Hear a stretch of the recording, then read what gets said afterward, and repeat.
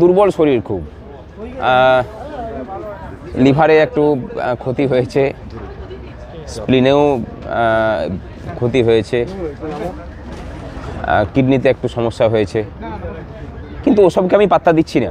মানে আমার শরীরের যে ওয়েট বর্তমানে সেটা আমার 23 কিলো, 23 বছর আগেকার যে মানে শরীরের ইয়ে ছিল সেটা ফিরে গেছি আর কি। তা সরকারকে ধন্যবাদ যে আমাকে 23 বছর আগে জায়গাতে ফিরিয়ে নিয়ে যাওয়ার জন্য।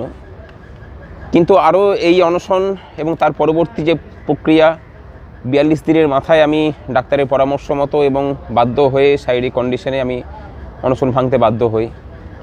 যেদিন গেছি সেদিন অনশন ভাঙিনি, তার পরের দিনে অনশন ভাঙতে বাধ্য হয়েছিলাম, কারণ চিকিৎসা করা যাচ্ছিল না। ডাক্তাররা কেবল বিভিন্ন রকম পরীক্ষা নিরীক্ষা করছিলেন, আমাকে ভয় দেখাচ্ছিলেন। কিন্তু তারপরে প্রতি মুহূর্তে বসে বসে খবর পাচ্ছিলাম, আমার সাথীরা গিয়ে গিয়ে খবর দিচ্ছিলেন যে সরকার এই করছে ওই করছে। মানে সরকারের যে ব্যাকুলতা আমরা বুঝতে পারছি, তাতে একটা জিনিস খুব পরিষ্কার যে রাস্তাতে আমরা এগোচ্ছি সেই রাস্তা ধরেই আমাদের জয় আসবে। যে জায়গাতে সরকারি কর্মচারীদেরকে নিয়ে গিয়ে দেওয়ালে পিঠ ঠেকিয়ে দিয়েছিল, এখন সরকারি কর্মচারীদের প্রত্যাঘাতে সরকারের দেওয়ালে পিঠ ঠেকে গেছে। আমরা জয়লাভ আমাদের হবেই।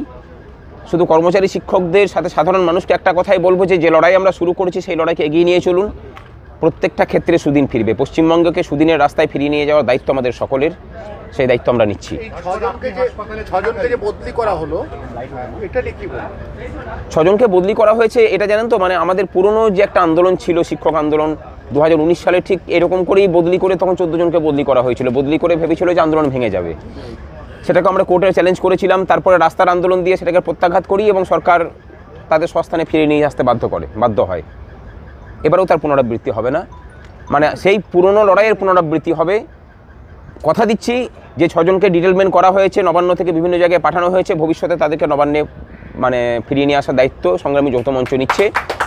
তার জন্য যেমন আইনি লড়াই চলবে, আজকেই ড্রাফট তৈরি হচ্ছে, সুদীপ্ত দাশগুপ্ত, বিক্রম ব্যানার্জির নেতৃত্বে সেটা তৈরি হবে, স্যাটের অর্ডার কেস ফাইল করা হবে এবং তারপরে এর সাথে সংযুক্ত রেখে আমরা রাস্তার লড়াইও জোরদার করছি।